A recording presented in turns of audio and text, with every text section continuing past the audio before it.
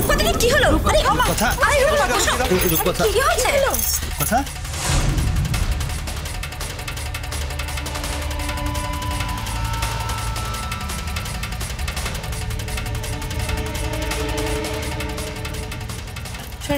ওকে রূপকথা ঠিক আছে? ভানু শিগগির একটু জল আনো তো, তাড়াতাড়ি তাড়াতাড়ি। দেখো আমি এই ভয়টাই করছিলাম। সব বোনা আসে তো মারাত্মক বাড়াবাড়ি হয়ে গেল। এই জন্যই বলছি তখন থেকে বারবার করে, থাক যেতে হবে না, ছেড়ে দাও আজকে। তোমার কষ্ট হচ্ছে রূপকথা দি? শোনো না, আমার মনে হচ্ছে আমি থেকে যাই, আমার যাওয়াটা ঠিক হবে না, কিন্তু তোমরা প্লিজ আর দেরি করো না, তোমরা রওনা দিয়ে দাও। এসব কি বলছো তুমি? হ্যাঁ, তা হয় নাকি? একটা মানুষ এরকম অসুস্থ শরীর নিয়ে সেজে গুজে রেডি হয়ে রয়েছে কোথায় আমাদের সঙ্গে যাবে বলে, আর তাকে ফেলে আমরা চলে যাবো? না না, এতটা অমানুষ আমরা হতে পারবো না কিছুতে। ইমন, এখানে তো সকলের থাকার দরকার নেই, আর তুই ওখানে না গেলে তো রণব ভীষণ চিৎকার করবে। করুক, তারও এটা বোঝা দরকার বাড়িতে কারো যদি শরীর খারাপ হয়, কেউ যদি অসুস্থ হয়ে পড়ে, তাহলে তাকে টেক কেয়ার করাটা অনেক বেশি জরুরি কোথাও গিয়ে অ্যাওয়ার্ড নেওয়ার থেকে।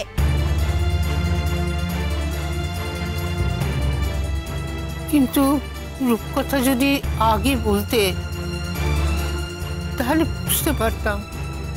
কিছুই তো বলো না, বুঝবো কি করে?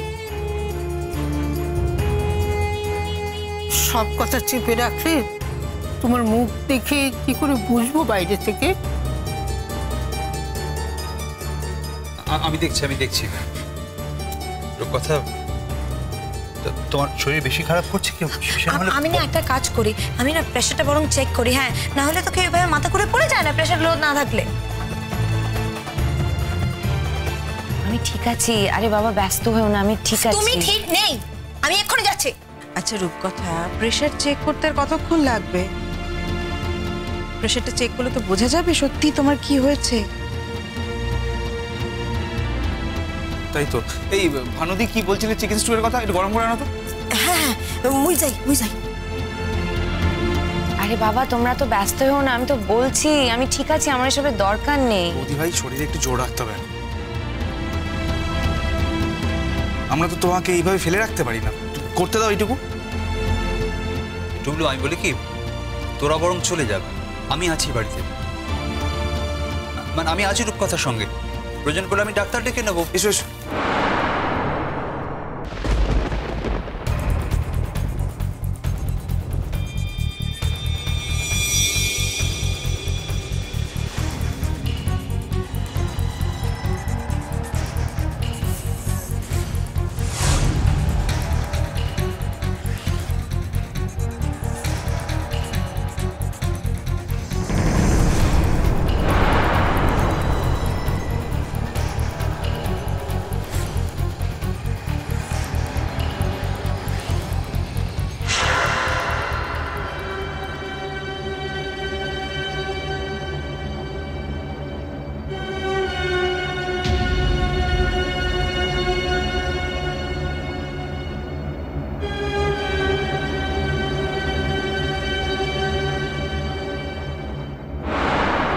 স্ট্রেঞ্জ, প্রেশার তো একেবারেই নর্মাল, তাহলে মাথা ঘুরছে কেন? তাহলে কি হলো? মারা তো কোনো বড় রকমের অসুখ হলো নাকি? না, আর ভালো লাগে না যখনই ভাবি যে সবকিছু ঠিকঠাক আছে, একটা না একটা কিছু এদিকে কি মুশকিল। দেখো বলছে প্রেশার নর্মাল, প্রেশার ঠিক আছে, তাহলে হ্যাঁ। ইমন তোমার দেরি হয়ে যাচ্ছে, তুমি যাও। না গো, আমি তোমাকে এরকম ভাবে অসুস্থ অবস্থায় ফেলে রেখে কিছুতেই যেতে পারবো না। ইমন ভালো রাগ করবে তো? রাগ করলে তো কি করব? তার রাগের থেকে আমার তোমার কাছে থাকাটা অনেক বেশি ইম্পর্টেন্ট।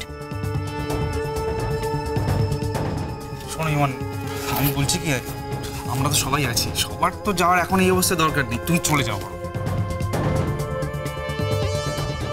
যা, সারাটা দিন গেল, সকাল থেকে সেজে গুজে বসে রইলাম, যাওয়া বোধহয় হবেই না। কি রে সব, তোর কি একটু বিবেচনা বলে কিছু নেই? দেখ দিদি, আমার বিবেচনা বোধটা না সকলের থেকে আলাদা। যেমন ধরো, আরে ও পড়ে গেছে, এখন তখন তো অবস্থা নয়, তাকে প্রেশার দেখা হচ্ছে, একটুখানি শুয়ে থাকবে, বাস ভালো পত্তি টত্তি খাবে, ঠিক হয়ে যাবে। আরে এখানে সবাই বসে থাকলে তো তার মাথা গোড়াটা কমে যাবে না, আর সে টক করে উঠে দাঁড়াবে। ছোটদি, একটু বিবেচনা করে কথা কও। তোমার দেখছি দিনকে দিন বিবেচনা বোধটাই উড়ে যাচ্ছে। বললাম যে তোদের মতো আমার বিবেচনা বোধ নয়, আমার তো একটা আলাদা। সে তো দেখতেই পাচ্ছি।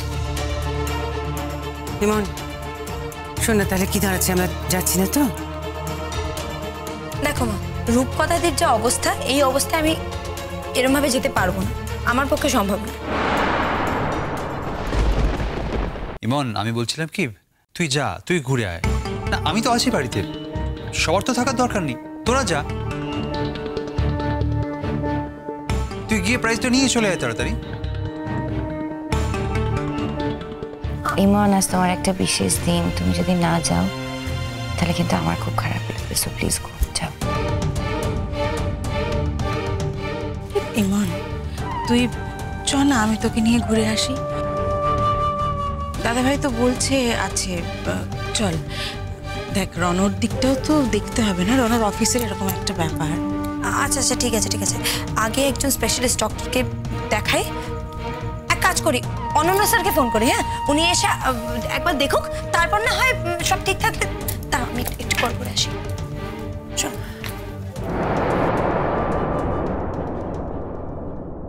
And you know what, I'm responsible for this mess. আমার তো খারাপ লাগবে। না, খারাপ লাগার মতো কিচ্ছু হয়নি, এটাই তো ফ্যামিলি বন্ডিং।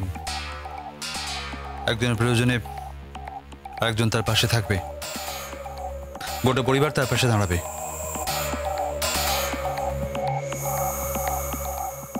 এই জন্য তো একসঙ্গে একটা পরিবারে থাকা। কিচ্ছু হয়নি, চলো ওঠো, আমি তোমার ঘরে শুয়ে দিয়ে ছোট, আস্তে আস্তে ওঠো ওঠো ওঠো।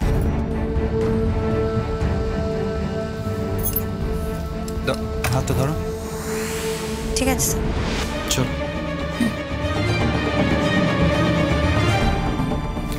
আস্তে অফিসার, আস্তে, আসুন তাড়াতাড়ি। কিচ্ছু হয়নি, চলো স্টাডি, কিচ্ছু হয়নি, এসো।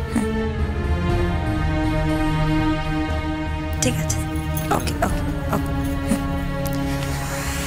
স্যার আসছে না ধনের মধ্যে। হ্যাঁ, তো তারপরে তো তোমার ওখানে গিয়ে আর কোনো লাভ নেই। আমি সেটা নিয়ে বাবা অলরেডি ছেড়ে দিয়েছি টুকনিটা।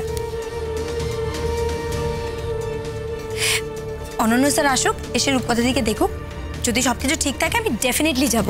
দেখো এবার যদি ততক্ষণে প্রোগ্রামটা শেষ হয়ে গিয়ে থাকে, আমার তো কিছু করার নেই, কারণ দেখো রূপকথা থেকে এই অবস্থায় ফেলে আমি যেতে পারবো না। বুঝেছি। বোকা মেয়ে তো।